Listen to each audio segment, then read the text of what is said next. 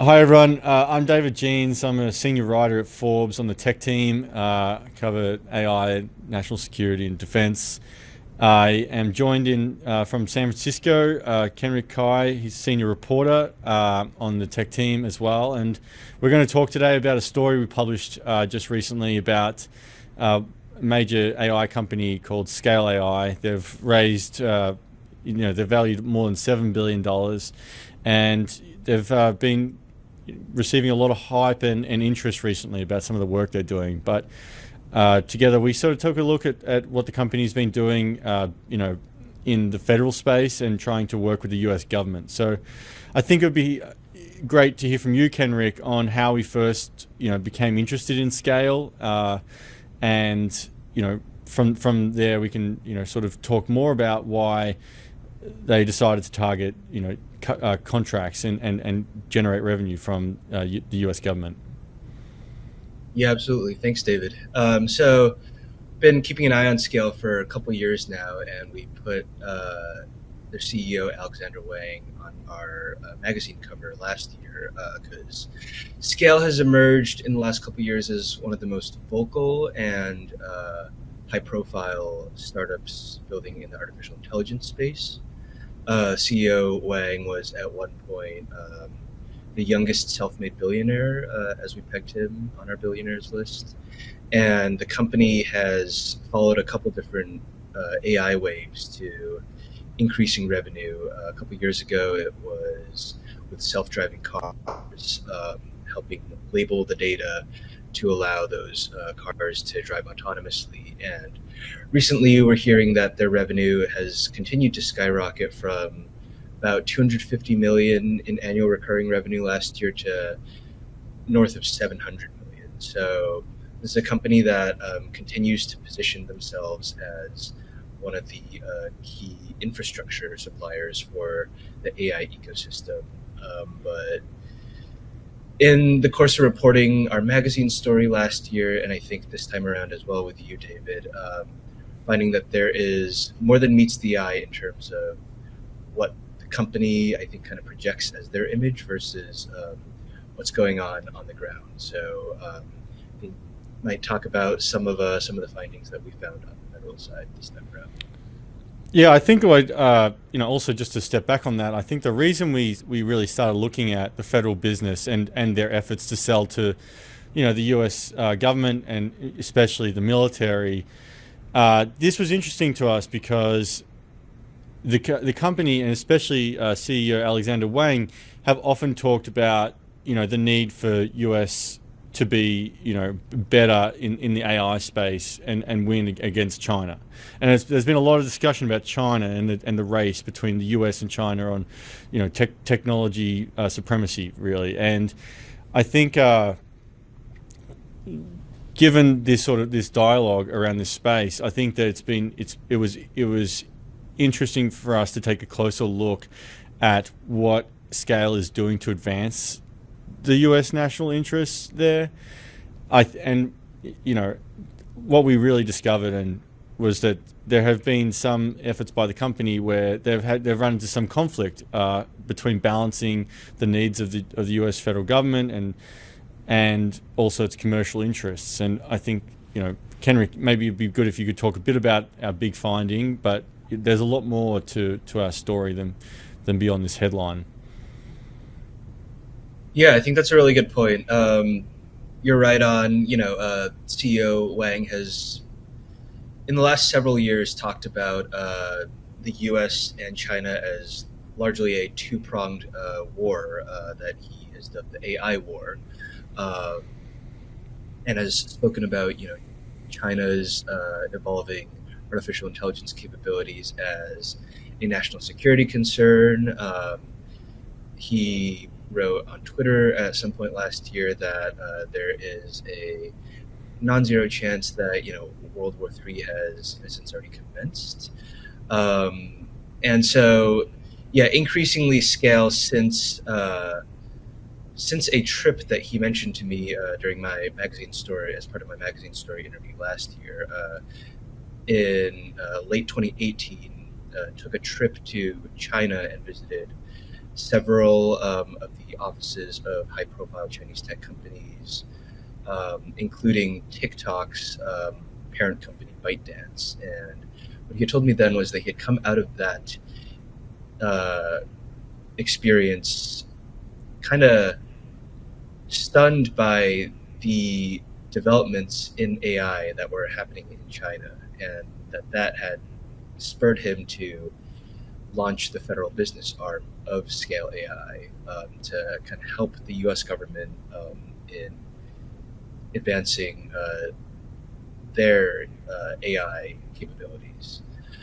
So in terms of that backdrop, I think that makes what we found for our story particularly interesting, which was that at some point in 2022, late 2022, Scale had advanced contract talks with TikTok, which is owned by the Chinese company ByteDance, and that Wang had pushed this deal forward despite protests from several of his key executives and people on the federal team that he had built out at Scale. A lot of it related to the national security concerns that we were alluding to earlier. And this sort of let's say it's an interesting dynamic. He comes away from a trip to China with one view of why it's important to support the U.S. mission, and then pursues a contract with a company that he had visited while in China. We spoke to a top former U.S. government counterintelligence expert who we quoted in the story, and he basically underlined sort of the concern here, which is that from a public perspective, this is a really big no-no because at the time, U.S. government was incredibly skeptical and scrutinizing TikTok, and it seemed to be that if Scale wanted to maintain its federal business and working with the U.S. federal government, it had to produce an image that it was responsible and could and didn't have any conflicts of interest or anything with any Chinese-backed companies. So this was a rather interesting finding, and after Scale, it was actually after Forbes published a story about TikTok and its parent company. They had been planning to surveil Forbes reporters, American citizens. It was after that story was published in late 2022 that Scale executives and Alexandr Wang agreed that they should end conversations and negotiations with TikTok. So it was a series of events that happened about 18 months ago. However, our reporting found that there was a lot more to the federal business that has occurred since then. I think, Kenrick, you spent a lot of time sort of looking at their most recent product, Donovan. If you could tell us a little bit about that and how that has also raised some red flags for people in the military sector. Yeah, absolutely. I think Scale's federal business is something that they launched with the first contract in 2020. So it's been about 4 years now, and as the company has continued to evolve, our understanding is they're trying to evolve this federal business as well in line with that, and that's come with some challenges. We reported that last year the revenue hit about $750 million in annual recurring revenue, but large proportion of that comes from the commercial side of things. So I think, going back to TikTok, that speaks also to the point that I think that kind of motivated the company's decision to pursue that TikTok contract in the first place, was that it was a potential large revenue stream. But I think, you mentioned Donovan, and Donovan is their new generative AI platform for the federal sector that they announced middle of last year. And our understanding, talking to several former employees at the company and people in the industry, is that this is kind of their big play, big bet to really have a standard software offering for the federal business. Previously, Scale was relying a lot on individual one-off contracts with different parts of the U.S. government, and oftentimes what that entailed was kind of having to create bespoke products for a specific potential customer's concerns or needs. And so Donovan is this generative AI platform that leverages various AI models, including ChatGPT, to help government officials and people in the federal sector to answer questions that are meant to be more attuned to federal and government style needs. And so Scale has been building out the product for last several months since its launch in May. And what we found is that they have, I think, to the concern of some employees internally, but also in demoing the product to people in the government, run into some challenges in terms of overstating the product's capabilities and just really bringing the product to production. And David, if you want to talk about some of these episodes that have happened between Scale in their attempts to sign some of these deals with folks in the government. Yeah, there was two anecdotes that really underscored this point. In the initial launch of Donovan, which they announced in a press release last May, they had announced an agreement with a division of the Army, and in that press release they said that Donovan was going to be used for critical use cases. They said that it had been, there was other specifics of that press release that just simply were not, accurate. And the feedback, or what we learned was that, the head of that Army unit had actually contacted the company to express, concern about the fact that the agreement had been misrepresented publicly in a way that, overstated what was actually being done as part of the agreement. And then we also learned in a separate meeting with another division of the military, U.S. Central Command, that Alex Wang had been in a demo of the Donovan product, and that had actually not gone according to plan. And the feedback basically was, this is just not ready for production. So I think what the sort of broader takeaway here is from the fact that there's been these issues within the federal business. The broader takeaway is definitely that for commercial customers and big customers, they see a company like Scale working with the intelligence agencies, with the military. That is a big stamp of approval and credibility to this company, and that's why they've pursued the federal business so strongly.